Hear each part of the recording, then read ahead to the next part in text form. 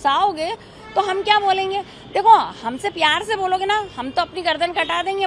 मुसलमान कोई डरता नहीं किसी से, ज्यादा ही प्रोवोक करने लग गए तो मैंने क्या, नहीं बोलना ही पड़ेगा। मैंने क्या, फिर बुलवा के देख लो, तुम्हारे में दम हो, तुम्हारे अब्बा में दम हो तो। बजट पर चर्चा के दौरान इंदौर नगर निगम की मीटिंग में भारी बवाल हुआ। मिली जानकारी के मुताबिक फौजिया शेख और रुबीना खान ने वंदे मातरम गाने से इनकार कर दिया। जब इस मामले की जानकारी लेने के लिए रुबीना खान से बात की गई तो उन्होंने क्या कुछ कहा, सुनिए। वो था कि फौजिया शेख अलीम जो है वो आई थी। अब मुझे ये नहीं मालूम है कि उन्होंने किस उसमें बोला, लेकिन उन्होंने बस ये बोला कि मुझे वंदे मातरम नहीं बोलना है ना। उसके बाद उनको निष्कासित कर दिया मुन्ना लाल यादव जी ने। चल रहा था? नहीं चल रहा था, वंदे मातरम तो 1 घंटे पहले हो चुका था।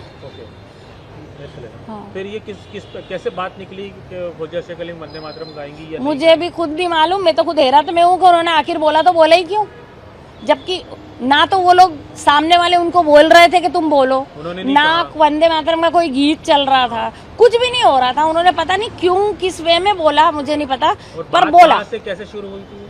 कुछ भी नहीं हुआ। वो तो पता नहीं किस चीज पे बोल रही थी, बोलते बोलते वो सामने वाले को ऊपर चीख रही थी, चिल्ला रही थी, उधर से वो चिल्ला रहे थे। उस बीच में उन्होंने बोला मैं वंदे मातरम नहीं गाऊंगी, तो बस वो उसमें शुरू हो गया न्यूसेंस। ये देर से भी आई थी इसलिए तो नहीं किसी ने कहा कि पहले वंदे मातरम गाओ? अब ये अल्लाह जाने, ये मैंने ये तो नहीं सुना, लेकिन मैंने इनको सुना कि इन्होंने बोला कि मैं नहीं गाऊंगी। और फिर आपने उनका साथ दिया? नहीं, मैंने उनका साथ नहीं दिया, वो तो चली गई थी, बात खत्म हो गई। लेकिन फिर बाद में जो बीजेपी वाले थे ना, उनको मैं मिल गई एक आसान शिकार। क्या हुआ कि वहाँ पे कोई भी मुस्लिम पार्षद आए नहीं थे, फौजिया भी चली गई, मैं अकेली बैठी हुई थी। अब वो तो चली गई, अब ये इनको भी बैठ जाना चाहिए था। ये मेरे मुंह के सामने नारे लगा रहे हैं आके कि बोलना ही पड़ेगा, वंदे यहाँ रहना होगा तो वंदे मातरम बोलना होगा। जो हम मुझे बोल रहे थे, प्रोवोक कर रहे थे, और वो जूते मारे सालों को, देश के गद्दारों को। जब सामने से तुम हमें उकसाओगे तो हम क्या बोलेंगे। देखो हमसे प्यार से बोलोगे ना, हम तो अपनी गर्दन कटा देंगे। मुसलमान कोई डरता नहीं किसी से, वो तो फौज में भी है और देश की सुरक्षा भी करता है, और हर जगह हर फील्ड में मुसलमान साथ देता है। लेकिन तुम ऐसी दादागिरी करोगे तो फिर हमको तो नहीं बर्दाश्त होती कि तुमको बोलना ही पड़ेगा। मैंने बोला नहीं बोलना, पहले तो यही बोला मैंने, फिर ज्यादा ही प्रोवोक करने लग गए तो मैंने क्या, नहीं बोलना ही पड़ेगा। मैंने क्या, फिर बुलवा के देख लो, तुम्हारे में दम हो, तुम्हारे अब्बा में दम हो तो। तो इस पर फिर कोई और बहस हुई या खत्म हो गया मामला? बस ये मामला खत्म हो गया उसी टाइम, मतलब थोड़ी देर बाद फिर दूसरी बहस चलने लग गई। लेकिन ये जो भी हुआ, मतलब खैर अच्छा नहीं हुआ। इसमें कोई, हम लोग देखो जनगण मन अच्छे से गाते हैं, उसका आदर भी करते हैं, खड़े होके गाते हैं। आज जब वंदे मातरम हुआ तब आप उपस्थित रही? हाँ, पहले भी रही? अरे हमेशा रहते हैं। और कोई ऑब्जेक्शन नहीं? अरे काय का ऑब्जेक्शन यार, ये हमारे देश के गीत हैं, देश के गान हैं, इससे हमें क्या ऑब्जेक्शन होगा। हम हमेशा हर जगह खड़े रहते हैं। फौजिया शेख अलीम भी पहले नेता प्रतिपक्ष भी रही है, हाँ? और बाद में भी ये भी हमेशा, अरे ये भी हमेशा गाती थी।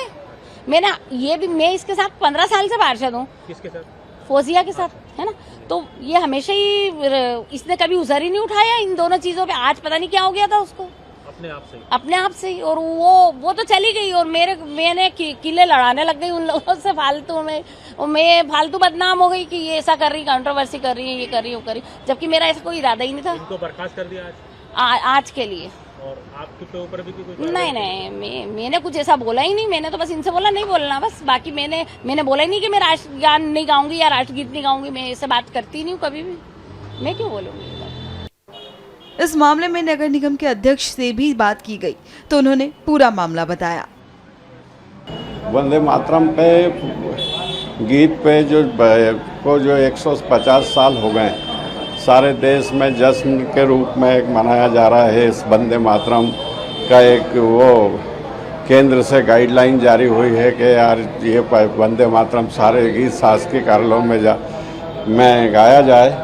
उसका अपमान करते हुए एक तो वंदे मातरम हुआ जब आना नहीं, और जब उस समय अनुपस्थित रहना, और बाद में आके डिस्टर्ब करना सदन को, ये।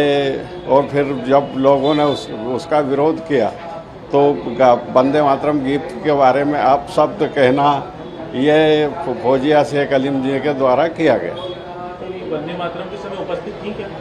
वो वंदे मातरम के समय उपस्थित नहीं थी, वो बाद में आके वो जब शुरू हो गया, सदन शुरू हो गया, उसके बाद वो आई और सदन को डिस्टर्ब करने लगी।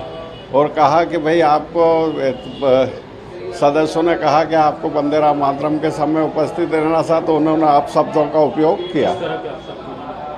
उन्होंने कहा कि मेरे से मैं अभी आपको बता नहीं सकता, उन्होंने इस तरह के गंदे शब्दों का उपयोग। कोई ऐसा उन्होंने नियम बताया कि कोर्ट ने कहा है कि वंदे मातरम गाने पर बाध्य नहीं किया जा सकता या वो नहीं गाएंगे, ऐसा कहा उन्होंने? हाँ, उन्होंने ऐसा मुझे उस पर मोबाइल पर बताया था। बाकी वो वंदे मातरम गाने नहीं गाने का शब्द नहीं था, बात नहीं थी। वंदे मातरम के गीत के बारे में अशब्द कहना ये और सदन को डिस्टर्ब करना, इसलिए उनको उसको सदन से बाहर किया गया। तो ये बाहर नहीं जा रहे थे आपके कहने के बाद भी, क्योंकि आप सभापति हैं? हाँ, उनको जब कहा कि भाई आप सदन से बाहर चले जाओ तो वो नहीं गई। उसके बाद फिर नियम बताने लगी। फिर उनके जो पार्षद दल के नेता हैं उनको समझाया कि भाई अगर नहीं जाएंगी तो इन्हें सख्ती से जो नियम अनुसार कार्रवाई करके निकाला जाएगा, तो फिर वो चली गई।